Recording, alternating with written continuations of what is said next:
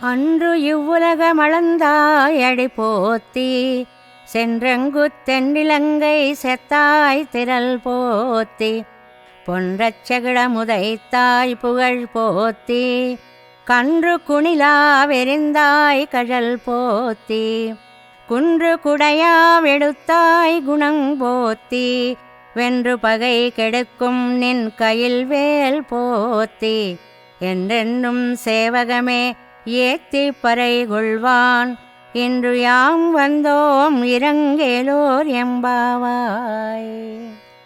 శ్రీకృష్ణుడు ఆశ్రిత సులభుడు. అందుకని గోపికలు కోరగానే నడచి వచ్చి సింహాసనం మీద కూర్చున్నాడు. ఒక పాదాన్ని పీఠం పైన మరొక పాదాన్ని తన తొడపైన పెట్టి కూర్చున్న సమయంలో స్వామి పాదాలు ఎర్రగా కందిపోయినట్లు తెలుసుకున్నారు గోపికలు. అయ్యో, ఎంత కష్టపెట్టామో ఈ స్వామిని, నీ పాదాలకి ఏ దృష్టిదోషము తగులుతుందో స్వామి అని మంగళాశాసనం చేయడం మొదలుపెట్టారు. ఆనాడు బలిచక్రవర్తి తనది కాని రాజ్యాన్ని ఆక్రమిస్తే అతని దగ్గర నుండి దానం పట్టి నీ పాదాలతో ఆ భూమిని కొలిచావే, ఆ దివ్య పాదార విందాలకి మంగళం స్వామి. లంక చేరి రాక్షసులను చెండాడిన మీ బాహు పరాక్రమానికి మంగళం.